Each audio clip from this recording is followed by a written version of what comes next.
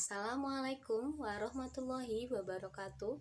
Perkenalkan, saya Mairisa Undari, peserta pembatik level 2 tahun 2020.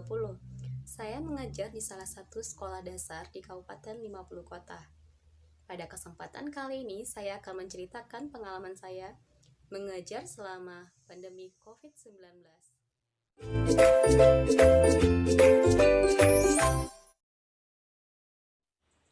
Awalnya semua baik-baik saja hingga akhirnya virus COVID-19 datang menyerang beberapa wilayah di dunia termasuk Indonesia. Saya jadi mulai berpikir bagaimana anak-anak saya akan belajar di rumah. Apakah saya bisa meniru pendidikan daring seperti teman-teman yang ada di kota?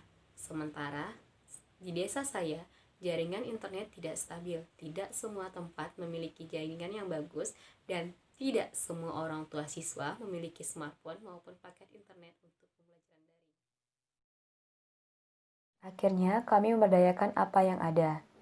Pertama, kami memberikan kertas penghubung kepada orang tua peserta didik yang berisikan tugas apa saja yang akan dikerjakan oleh peserta didik setiap harinya. Saat mengerjakan tugas, diharapkan orang tua peserta didik mendampingi. Karena kami menyadari peran orang tua sangat penting dalam pembelajaran dari rumah ini. Yang kedua, melalui telepon maupun SMS. Yang ketiga, aplikasi WhatsApp untuk orang tua peserta didik yang sudah memiliki smartphone. Kemudian, jika peserta tidak ada kabar, maka kami akan mengunjungi rumah peserta didik dengan memperhatikan protokol kesehatan. Media yang saya gunakan adalah WhatsApp dan portal rumah belajar.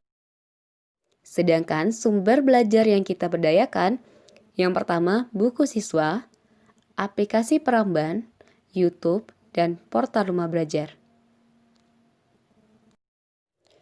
Dalam pembelajaran dari rumah ini, saya mencoba untuk mengkolaborasikan antara pembelajaran tatap muka face-to-face dengan pembelajaran berbasis internet atau e-learning yang sering kita sebut dengan blended learning.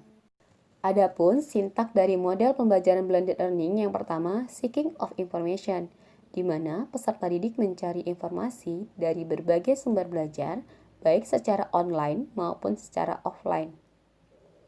Secara online dapat dilakukan dengan aplikasi Peramban, YouTube, dan portal rumah belajar. Secara offline dapat menggunakan buku tema atau buku sumber lainnya. Yang kedua, acquisition of information, di mana siswa secara individual diharapkan dapat memahami informasi yang mereka peroleh dari sumber belajar. Yang ketiga, synthesizing of knowledge, di mana siswa dapat merumuskan kesimpulan dari informasi yang telah mereka peroleh. Untuk membuka portal rumah belajar, silakan cari di pencarian kita belajar.kemdikbud.go.id.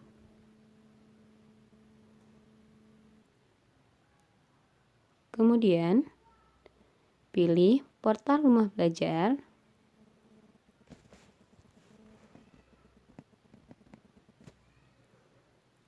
Pada halaman awal portal rumah belajar, disajikan beberapa fitur utama.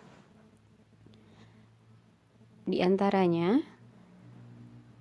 ada fitur kelas digital, ada fitur sumber belajar, ada bank soal, juga laboratorium maya.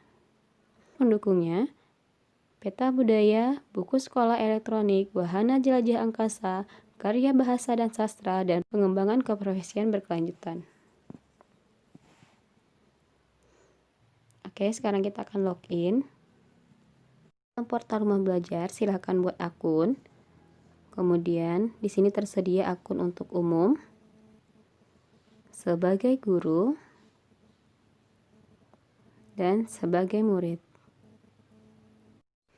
Fitur yang saya gunakan yaitu sumber belajar. Di sini terdapat beberapa fitur untuk jenjang pendidikan, paket A, paket B, paket C, SLB, PAUD, SD, SMP, SMA, maupun SMK. Nah, coba kita buka untuk SD. Kemudian di sini kita juga dapat memilih kelas yang akan kita buka. Kemudian, muatan materi apa? Oke, akan muncul sumber belajarnya. Ini yang sering saya gunakan sebagai referensi sumber belajar saya. Fitur lain yang sering saya gunakan yaitu bank soal, di mana pada fitur ini tersedia latihan, ulangan, maupun ujian untuk SD, SMP, SMA, sekolah menengah kejuruan, maupun sekolah luar biasa. Baiklah, sekian vlog saya pada kesempatan kali ini. Terima kasih. Semoga bermanfaat. Assalamualaikum warahmatullahi wabarakatuh.